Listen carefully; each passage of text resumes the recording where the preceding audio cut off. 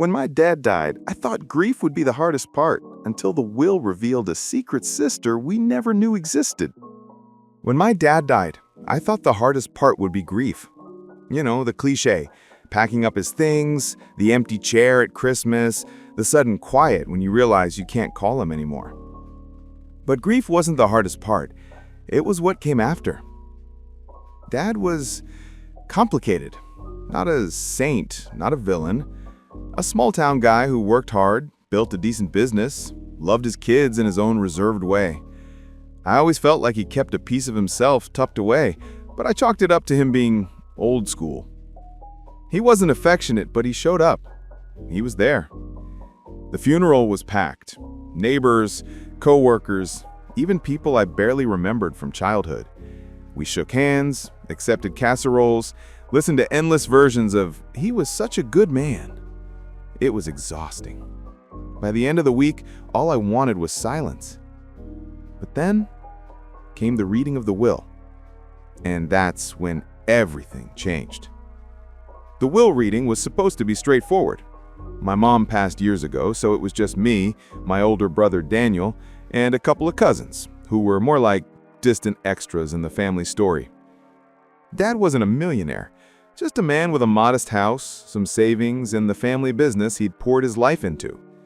We sat in the lawyer's office, stale coffee in paper cups, blinds half drawn against a gray afternoon.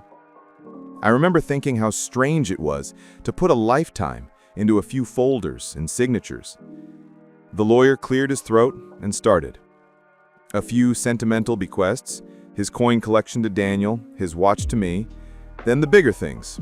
The house, split between us. The business, left in trust until we decided what to do with it. Standard.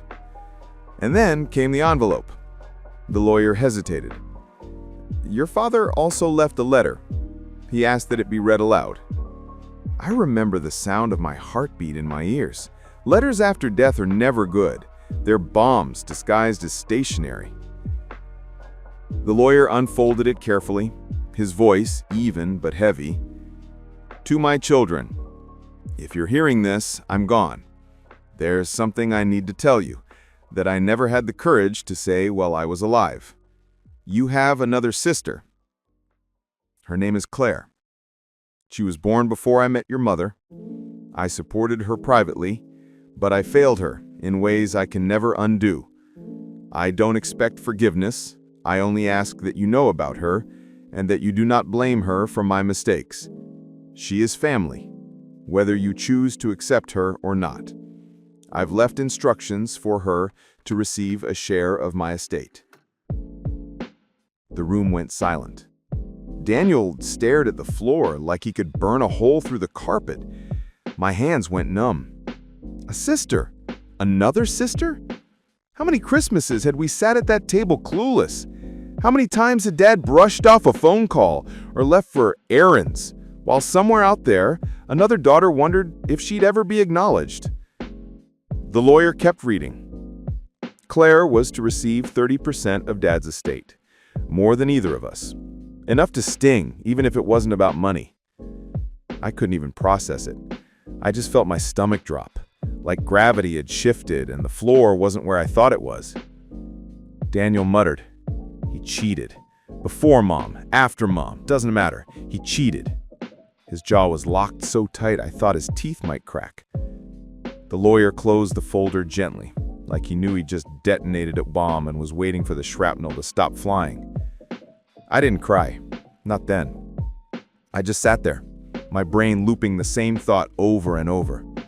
I have a sister, and my dad lied to me my whole life. The lawyer gave us her contact information, an address, a phone number, even an email. He said she already knew about us. Dad had written to her before his death, told her the truth, explained the will.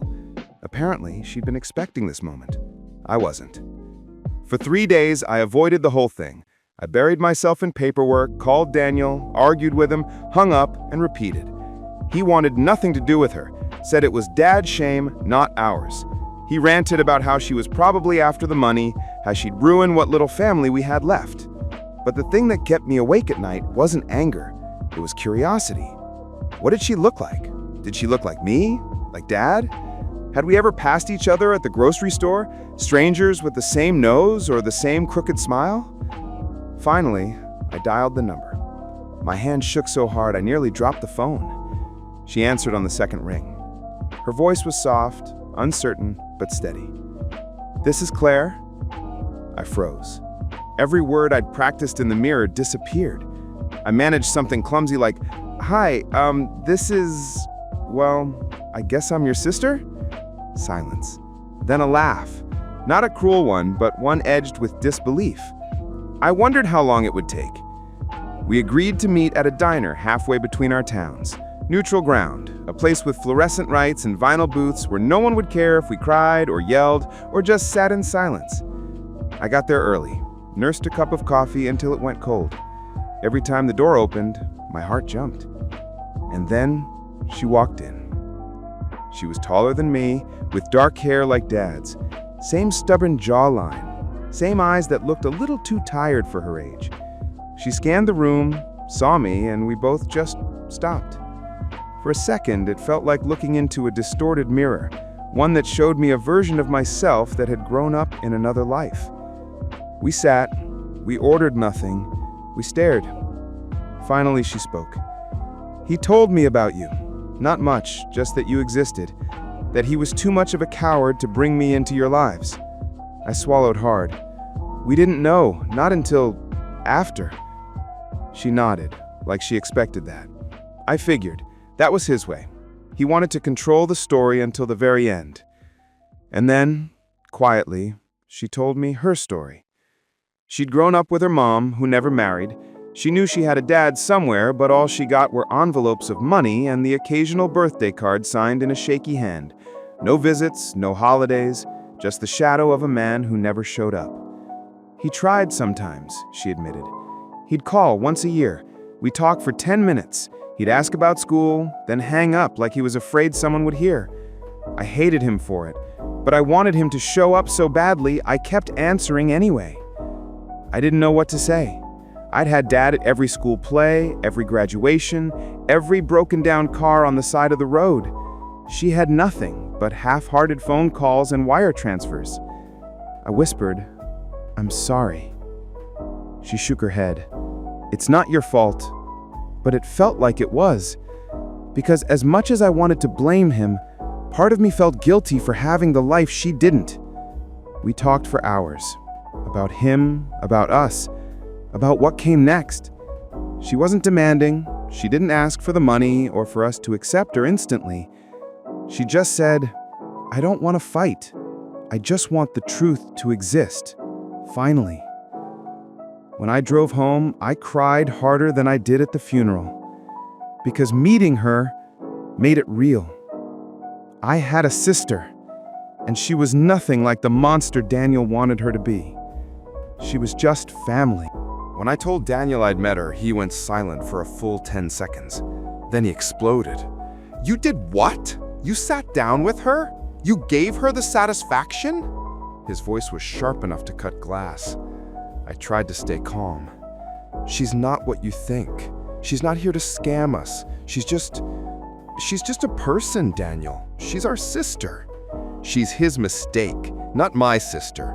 Not yours either, unless you want to rewrite history. Mom would roll in her grave if she knew you were sitting across from that." "Don't!" I cut him off. My hands were shaking. "Don't drag Mom into this. She didn't know, and it's not Claire's fault. You think she asked to be born like this? To spend her life wondering why Dad wouldn't claim her?" Daniel slammed his fist on the table so hard I jumped.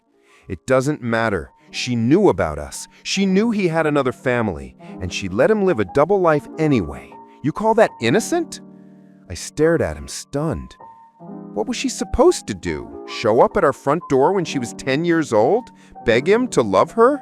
She was a kid, Daniel. He stood, pacing the kitchen. His face was red, eyes blazing.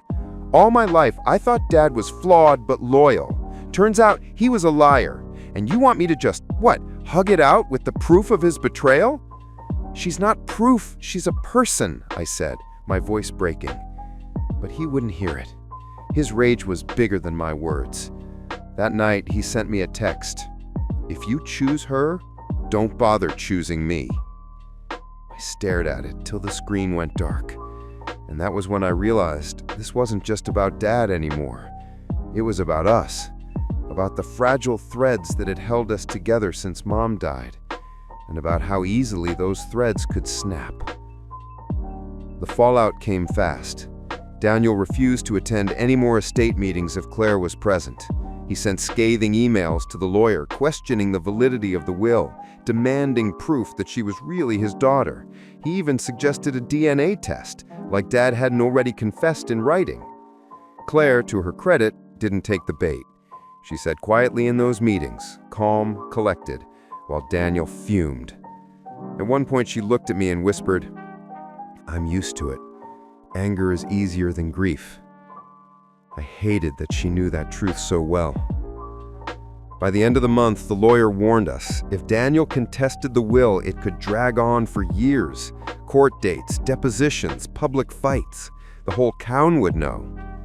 That night, I drove to Daniel's house. He wouldn't let me in. We stood on his porch, the cold biting through my coat. "Please," I said, "don't do this. Don't make Dad's secret destroy us too. We're already broken enough." Daniel's eyes were hollow. "He destroyed us the moment he lied. I'm just not pretending it didn't happen." He closed the door, and in that moment, I realized I might lose both of them. The sister I'd just found, and the brother I'd always had. Daniel wasn't bluffing. 2 weeks later, the lawyer called me. Daniel had filed paperwork to contest the will. Official, public, ugly. The reasoning was thin. Undue influence, lack of capacity, suspicious circumstances, all legal jargon for "I don't like what my father decided." But it was enough to trigger the process, enough to drag us into a courtroom instead of a conference room. The family started to split overnight. My aunt, Dad's sister, sided with Daniel immediately. "Your father was a decent man," she told me over the phone, voice dripping with venom. "This girl is a mistake, not an heir." She didn't even call Claire by her name, just "this girl." Our cousins were more pragmatic. They stayed quiet, eyes darting, clearly weighing which side would leave them in better standing. Nobody wanted to say it out loud, but it wasn't about bloodlines for them. It was about money. Every dollar Claire received was a dollar less in the pot. Meanwhile, Claire and I grew closer. Not instantly, not effortlessly, but in slow, careful steps. Coffee once a week, long drives where we pieced together timelines, compared memories, realized how often our lives had brushed past each other without touching. One night she told me, "I used to imagine what you were like. I thought maybe you had everything I didn't. But now that I know you, I think maybe we were both missing something." That hit me harder than anything. Because she was right. I had Dad in body, but not in spirit. She had him in spirit, but not in body. We were both raised on scraps, just different kinds. The court battle dragged on. Depositions, affidavits, endless paperwork. Daniel grew colder with every hearing, sitting on the other side of the room like a stranger. He wouldn't even look at me. And then the whispers started. Small town gossip has sharp teeth. People asked questions in the grocery store, at church, at the gas station. "Did you hear about the other daughter? Wonder what kind of man your dad really was." No smoke without fire. It felt like my father was being tried twice, once in court, once in the court of public opinion. The final straw came at Thanksgiving. We hadn't planned a big gathering, just me, Daniel, our aunt, and a couple cousins. Claire wasn't invited, not officially, but I told her anyway. I told her she had every right to come. She showed up at the door with a pie in her hands, nervous, hopeful, vulnerable. Daniel took one look at her and said, "Get out." I stood up. She stand. The room froze. My aunt dropped her fork. A cousin muttered something about not the time or place. Daniel's voice was ice. "If she stays, I go." I looked at Claire, standing there with her pie, her face pale, hands trembling. She whispered, "I can leave. It's okay." But it wasn't okay. So I said, "Then go, Daniel." He left, slammed the door so hard the walls shook. Claire set the pie on the table with shaking hands. Nobody ate it. That night when I drove her home, she said quietly, "You didn't have to choose me over him." And I told her the truth. I didn't. He chose to leave. I just didn't stop him. The case dragged on for nearly a year. By the time the judge finally issued a ruling, I felt hollowed out, like there wasn't much of me left to fight with. Lawyers drained us, hearings exhausted us, and every family dinner was a landmine waiting to go off. The judgment came on a rainy Tuesday morning. I'll never forget the way the courtroom smelled. Damp coats, stale paper, nerves. The judge read her decision in that flat, professional voice judges have when they're about to break a family in two. The will stood. Claire was legally recognized as our father's daughter and rightful heir. 30% of the estate, just as he had written. The challenge was dismissed as baseless. Daniel didn't even stay to hear the end. He walked out before the gavel fell, his shoulders rigid, his jaw clenched. I haven't spoken to him since. Afterward, Claire and I sat in the parking lot in silence. She didn't smile, she didn't gloat. She just stared out the window and whispered, "I never wanted to take anything from you." And that's when it hit me. This was never really about money. It was about identity, about being seen, about having the truth, finally, after a lifetime of being hidden. Over the months that followed, things shifted. My aunt cut me off completely, blocked my number, left me out of holiday invites. Our cousins chose Daniel's side, mostly out of loyalty to the past. But I didn't chase him. I was tired of chasing people who only saw Claire as a stain on the family name. Instead, I built something new. Claire and I started small traditions, Sunday dinners, movie nights, even a road trip to see the places Dad had grown up. It was strange, filling in the blanks of two separate lives, weaving them into something shared. Sometimes it hurt, sometimes it healed, but it was real. There are moments when I still feel the sting of betrayal, when I look at old photos of Dad holding me on his shoulders and wonder, was he thinking about her then? Was he carrying two lives in his heart, one always heavier than the other? I don't know. I'll never know. What I do know is this. Secrets don't stay buried. They rot, they seep, they turn love into suspicion and memory into poison. Dad thought he could control the story by hiding Claire. In the end, the story controlled all of us. It tore Daniel away from me, shattered the family I thought I had, and gave me a sister I never expected. He pretended to be hundreds of miles away at a sales conference while secretly playing house with someone else just 3 miles from our apartment. When my boyfriend, let's call him Eric, told me he had to travel for work, I didn't think much of it. He worked in sales, which meant lots of conferences, trade shows, client dinners. His company was the type that loved sending employees across the country to sit in hotel ballrooms eating lukewarm chicken while someone in a suit clicked through PowerPoints. This time, it was supposed to be Dallas, a 4-day regional sales summit. He told me weeks in advance, even showed me the company email. Flights booked, hotel confirmed, schedule packed. I believed him. Why wouldn't I?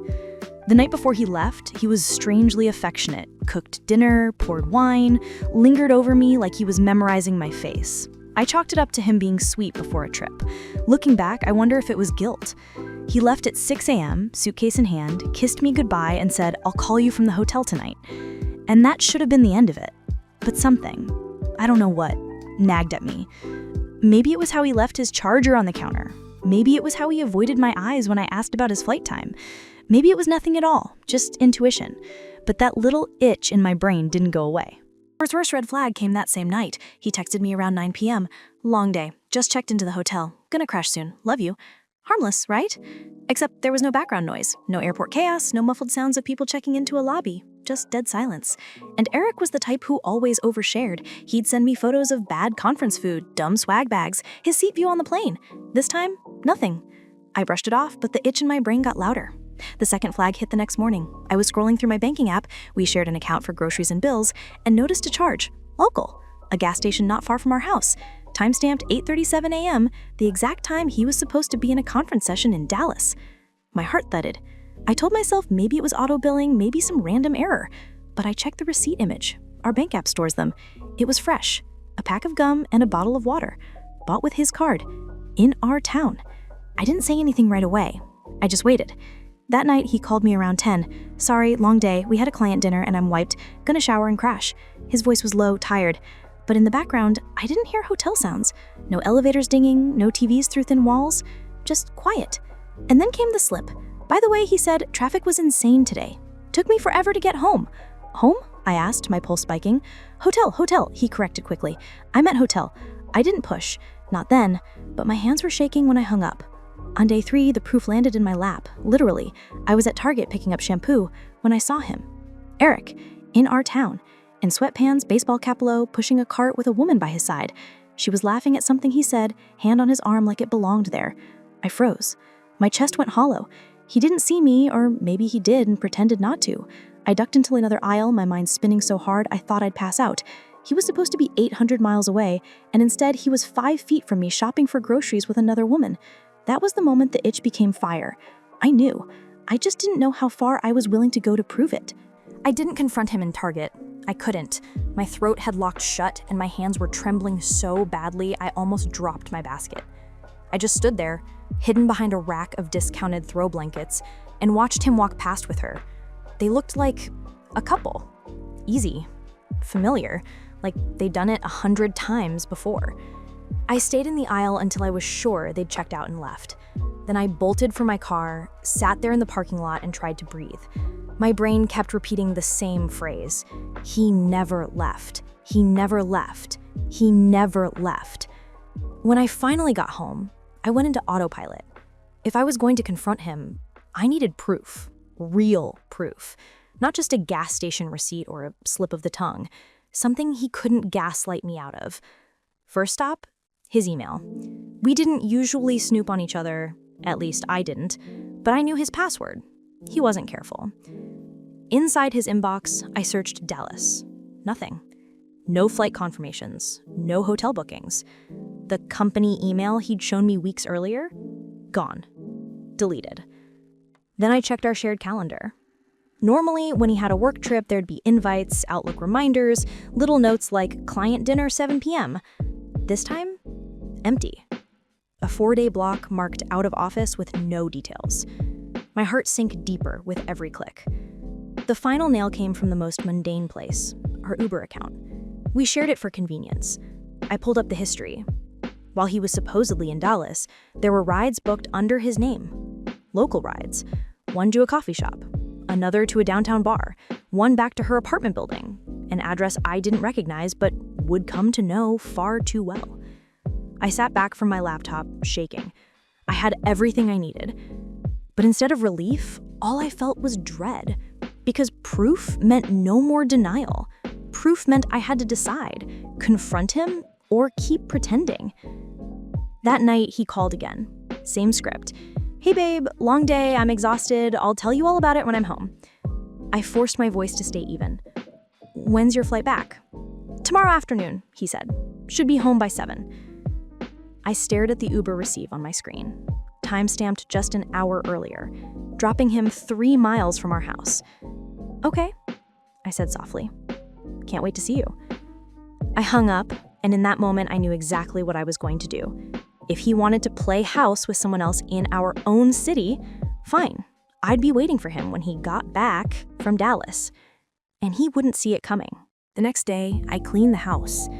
Not because I cared, but because I needed something to do with my hands. I vacuumed, I dusted, I even scrubbed the sink until it shone. Anything to keep from screaming. By 6:30 p.m., I was sitting on the couch waiting. He texted me earlier. Just landed, can't wait to see you. I stared at that message for a long time, my chest hollow. He wasn't at an airport. He hadn't been on a plane.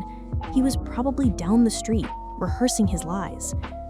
At 7:12, I heard his key in the lock. Babe, I'm home. His voice was chipper, rehearsed, the kind of fake enthusiasm people use when they're lying. He rolled his suitcase into the hallway like he'd just come from O'Hare. I didn't move. I just looked at him. Dallas was good? I asked, my voice sharper than I meant. He nodded, grinning. Yeah, long days, but productive. I'll tell you all about it. Let me shower first. Funny, I cut him off, because I saw you at Target 2 days ago. With her. The smile froze on his face. For a moment, he looked like a statue, caught mid-lie, unable to finish the performance. What are you talking about? He asked, but his voice had already dropped, defensive. I stood and walked to the counter where I'd laid out everything like evidence in a trial. The bank receipt from the gas station, the Uber history, a screenshot of his text claiming he just landed while he was still in town. His eyes darted to the pile, his jaw worked like he was chewing rocks. You never left, I said quietly. You packed a suitcase, you kissed me goodbye, and you never even left the city. He exhaled sharply, tried to pivot. Look, it's not what you think. Yes, I stayed in town, but the trip was canceled last minute. I didn't want to worry you. Don't, I snapped. My hands were trembling, but my voice was steady now. Don't insult me with half-truths. I saw you. I saw her. You didn't just skip Dallas. You lied so you could play house here with someone else while pretending to be miles away. He rubbed his face, groaned, and finally said it. Fine, yes, there's someone else. The words landed like a punch, even though I already knew. How long? I asked. He hesitated, and in that pause I heard everything. A few months, he admitted. It's not serious. It doesn't mean anything. I laughed, a sharp, humorless sound. You needed Target runs and Uber rides to her apartment? You needed to lie to my face every night for 4 days straight? He tried to step closer. I stepped back. You know what the worst part is? I whispered. You could have just left. You could have just told me you didn't want this anymore. Instead, you built this entire theater production, a fake business trip, just to cover your tracks. He didn't answer. He didn't need to. His silence was louder than any excuse. I pointed at the door. Get out. Babe, please. Don't call me that. My voice cracked, but I held my ground. Pack your fake suitcase and get out of my house. For once, he didn't argue. He dragged the suitcase, still nicely packed, tags from a flight he never boarded still dangling from the handle, and left. The door clicked shut, and the silence that followed was heavier than anything I'd ever felt. But underneath it, there was something else. Relief. Because the show was over. When the door shut behind him, I sat on the couch for what felt like hours. My phone buzzed a dozen times. Text from Eric, alternating between apologies, excuses, and pathetic pleas to talk it out. I didn't answer. For once, silence felt like power. The next day, I called my brother. He's the kind of person who can spot a lie a mile away, and he'd never liked Eric. When I told him the whole story, the business trip, the receipts, the Target sighting, he let out a long, low whistle. Damn, he really thought he was slick, he said. You okay? I wasn't, but I said yes anyway. Then came the harder part, telling my friends. They'd all met Eric. They'd sat across from him at dinner, listened to his dumb work stories, watched him put an arm around me like we were solid. When I laid it out for them, the reactions were a mix of rage and vindication. One friend texted me, I never liked how he talked over you. Now I know why. Another said, this isn't on you. Cheaters lie like they breathe. The support helped, but it also hurt because it reminded me how blind I'd been. Meanwhile, Eric didn't disappear. He tried every trick in the book. Long texts about how much he loved me, emails saying it was just a fling, even a letter on notebook paper left to my mailbox like we were teenagers again. Each time the excuses got thinner, each time my resolve got stronger. The woman from Target, her name eventually slipped out. He'd been seeing her for months, mostly when he pretended to be working late. She wasn't some stranger. She worked in another department at his company. She knew he had a girlfriend. That stung the most. It wasn't just his betrayal, it was the casual way she stepped into my life without a second thought. I didn't confront her. I didn't need to. She wasn't my problem, he was. I blocked his number, I blocked his email. I told him if he showed up at my door again, I'd call the police. That finally shut him up. But the emotional fallout lingered. Nights were the hardest. I'd lie awake replaying every business trip, every client dinner, every late night call where he said he was exhausted. How many of those had been lies? How many times had I been alone while he was blocks away with her? There was anger, yes, but underneath it, there was shame. Because I'd believed him. Because I'd ignored the small signs, dismissed my gut, convinced myself love meant trust, even when trust was a mask he wore to make lying easier. Weeks later, I was cleaning the closet and found his suitcase still half-packed. Business casual clothes, neatly folded, an airline luggage tag attached, but the tag wasn't from Dallas. It was from a trip he'd taken last year. He hadn't even bothered to make the lie convincing. I sat on the floor and laughed until I cried. That was the moment I realized something important. He hadn't just betrayed me, he'd underestimated me. He thought I'd never check, never question, never see past the theater. And now, I did. It's been almost a year since that night, the night Eric dragged his fake suitcase out of my house, and with it, the entire illusion of who I thought he was. At first, I thought the aftermath would break me. I braced for it, the loneliness, the anger, the self-doubt, and yeah, all of that came. Nights where I'd wake up at 3 a.m. replaying his voice in my head, mornings where I'd check my phone, half expecting to see one of his long, manipulative essays waiting for me. The shame of explaining to people why my 3-year relationship ended in such spectacular humiliation. But here's the thing, slowly, almost imperceptibly, life started to feel lighter. I didn't notice it at first, I just knew my apartment was quieter, calmer. No more waiting for the sound of keys in the lock, wondering what version of him would walk through the door. No more mental gymnastics to rationalize why his late nights never quite added up. No more sitting alone on the couch while he pretended to be in another state. I started filling my time with things that were mine again. Dinner with friends without rushing home, weekends with my niece who makes me laugh harder than anyone. Even just small rituals, coffee in the morning sun, long walks with a podcast that felt like reclaiming pieces of myself I'd lost while orbiting his lies. The hardest part wasn't missing him. It was missing who I thought he was. That version of Eric, the caring boyfriend, the hardworking partner, the guy who made me laugh until my stomach hurt, never really existed. He was a mask, a performance, as carefully packed as that fake suitcase. Accepting that was painful. But it was also freeing. The irony? I eventually learned his other woman didn't last. A mutual friend told me they fizzled out after a few months. She caught him texting another woman, apparently. A cheater's pattern isn't about the partner, it's about the lie. And I realized that if I'd stayed, I would have just been one stop on that carousel. Sometimes people ask if I'd take him back if he showed up on my doorstep tomorrow, swearing he'd changed. And I can answer without hesitation now. No, not because I hate him, though part of me still does, but because I finally believe I deserve better. The truth is, when someone shows you who they are, believe them. When someone lies so deeply they invent an entire business trip to cover their tracks, believe that too. Eric thought he was clever, thought he could juggle 2 lives without ever dropping a ball. But he underestimated one thing. Eventually, the truth always comes out. Sometimes in bank receipts, sometimes in Uber logs, sometimes in the middle of a Target aisle on a random Tuesday.